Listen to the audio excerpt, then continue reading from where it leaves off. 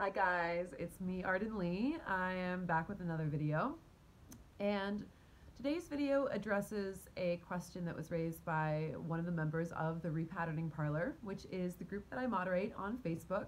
And if you haven't joined us yet, we definitely invite you to come along and avail yourself of all the support and resources that are there. So go ahead, by the way, if you haven't done that yet, check out the description box, has a link to that group. We would love to see you there. So today's video is answering a question that someone asked on behalf of one of their friends.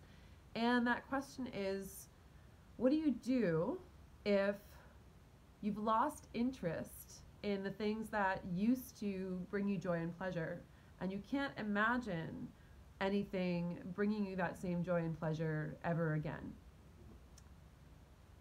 This is a good question. It's a deep question, and it's a question whose answer is probably pretty individual and personal to the person. But normally, when I see a situation like that, where so much of the work that we do in the Repatterning Project is about opening up a dialogue with our bodies again. For so many of us, our trauma or our social conditioning has led us to make decisions that maybe helped us at one point to fit in or to survive, or that we found was socially acceptable, or maybe helped us achieve some sort of a societal standard that we maybe felt we needed to live up to. And then we check in with our bodies, and our bodies are actually miserable about all these decisions we've been making, right? And what that means is that we're making choices to conform to certain societal standards that we feel that we need to live up to. But in the meantime, we're not happy. Those choices are not actually making us happy. And figuring out how to open up that dialogue with our bodies again, and figuring out, well, what actually is going to make us happy? What actually is going to, what are the qualities that make a life worth living? And I have certainly been I have been in situations in the past. I've been through long spells, in fact, where I lost all my joy of being in the world. Deep depression, and what's the point of it all? And if I could make a recommendation to someone who's in this position, it is quite likely, in my experience, that maybe the things you thought made you happy aren't really the things that actually make you happy. And it's hard to tell what those things are when we are also living with a trauma response. We've talked about this in some other videos, but for the purpose of this one, I'll recap it here. I'll summarize it anyway, which is that if we have been through trauma, then our bodies very often cope with one of two polarities. One of which is hyperarousal, meaning we feel like we're on fire all the time. We feel like that trauma is happening to us over and over again.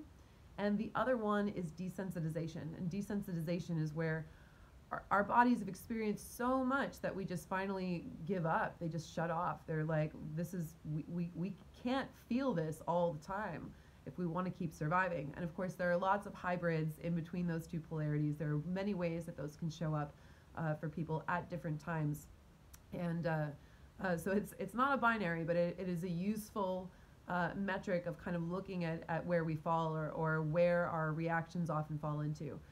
Sometimes someone could go around in a state of desensitization, but they could be experiencing, every once in a while, maybe a PTSD flashback that sends them into a state of hyperarousal. So there's lots of ways for this to show up. But essentially what that means is that we can't trust what our bodies are feeling at the time, because either we're feeling everything all at once and everything's on fire, which is not actually usually the truth of the situation, or we're feeling completely numbed out and desensitized, and like nothing brings us pleasure at all. And that is also a symptom of having been through some really intense trauma and needing to shut off our bodies in order to survive. So what we start to do is we start to dialogue with our bodies, and we start to say, well, what if we just bring that everything into stillness we bring everything down and we wait for that quiet to hit, right? This is why things like meditation help, although there are a number of avenues to get to this place. But really bringing in that sense of quiet and stillness and saying, really, if once the dust settles, right? Once we remove ourselves from the situation, once we get to a quiet place, which, believe me, I understand that in itself can be difficult. I've been through that myself too. It took many years. But once we get there, then we give our bodies a chance to breathe again, and we open up that opportunity for them to start connecting with us. If someone's in a place where they're really feeling like, I'm not getting joy out of anything, and I don't believe I'll ever get joy out of anything ever again, my first instinct is to say that there is some pain and some trauma that has not been witnessed yet. Because most people that I work with, in fact, a prerequisite to working with me is, even if you're not feeling happy right now, you have to want to feel happy. You have to imagine that it's possible for you, or at least suspend your doubt long enough to give it a try. I can't work with someone. I've had people try and set me up before, even just on social media, like, oh, maybe Arden can help you, or whatever, and connect me with people who are so in their pain and their grief that they really don't want to be helped.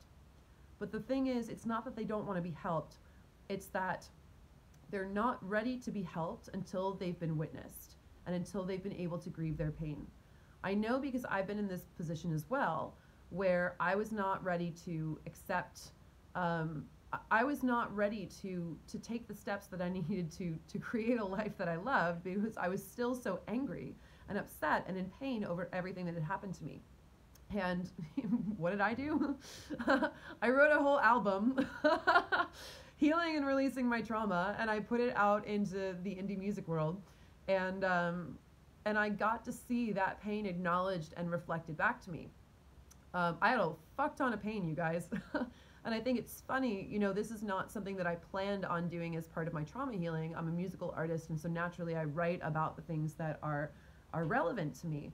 But I find it really funny when I look back that my higher self decided, like, hey, before we were really sick of this and ready to move on, we're going to make the whole indie music journalism scene like deal with what happened, right? And it worked, man. I got to a point where I was tired of it and I was ready to move on from that. So if someone is saying, I don't have any interest, I don't find any joy anywhere, and I don't think I ever am, ever again, I invite them to look at the truth in that statement. Is that really true? How many years do you have ahead of you in your life, and you can't imagine that you could ever find something that will bring you joy ever again? These kind of exaggerations and these kind of hyperbolic statements generally come from a feeling that in the present, my pain is so intense that any feeling of hope that you're trying to give me, I'm going to respond to with a fuck you, because you don't understand how deep it goes. So in those cases, people might really need to be witnessed. They might need to really heal and grieve the things that happened to them.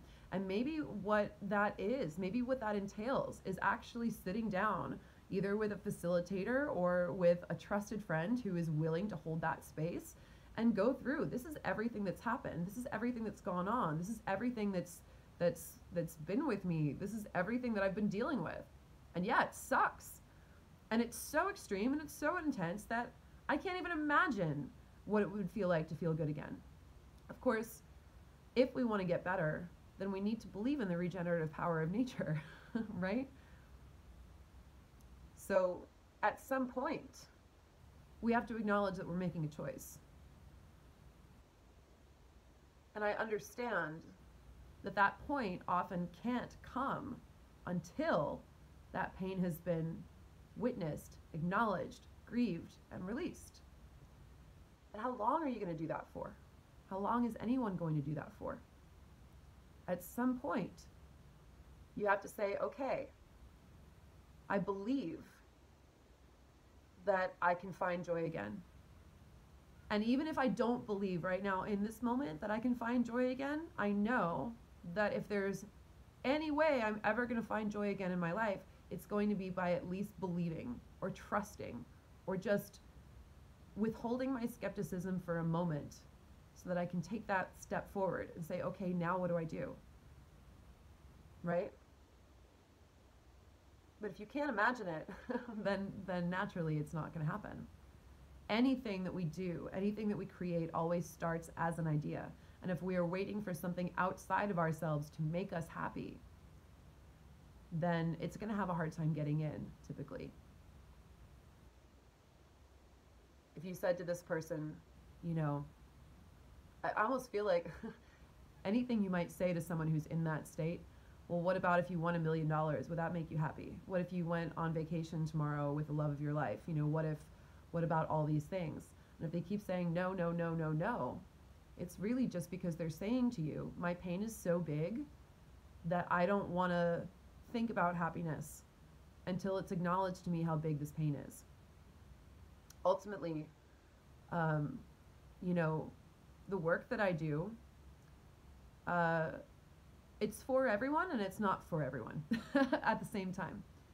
Ultimately, the work that I do, someone has to be willing and ready to say, I want to make changes to my life.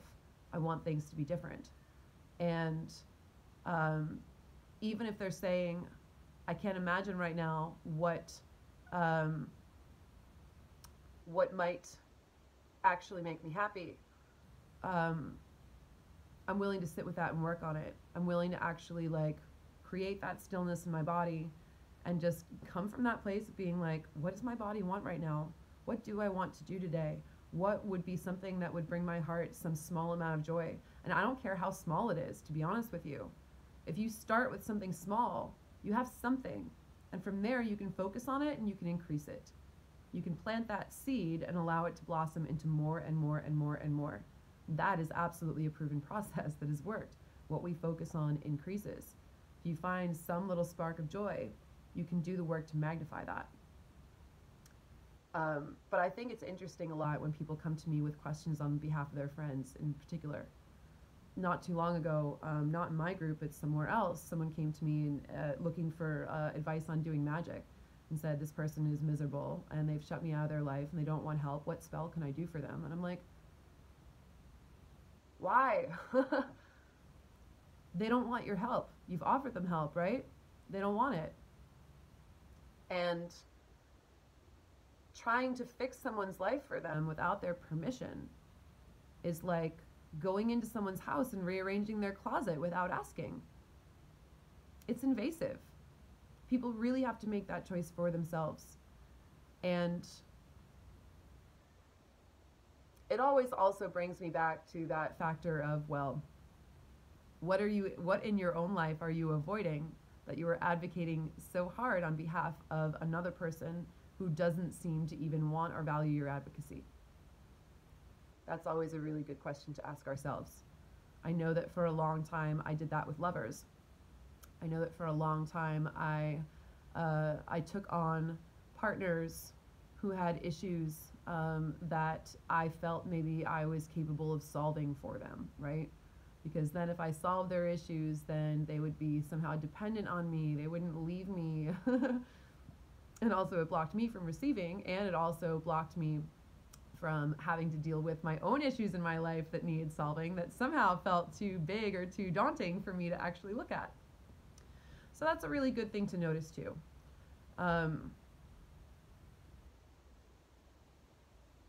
If you're someone who can't imagine feeling the joy in that which used to bring you joy, and you really are looking for that kind of help, what I would say is you probably have a lot of pain that needs to be released. There's a lot that happened that you need witnessed and acknowledged and grieved so you can finally put it down and let it go. And it's hard, you guys.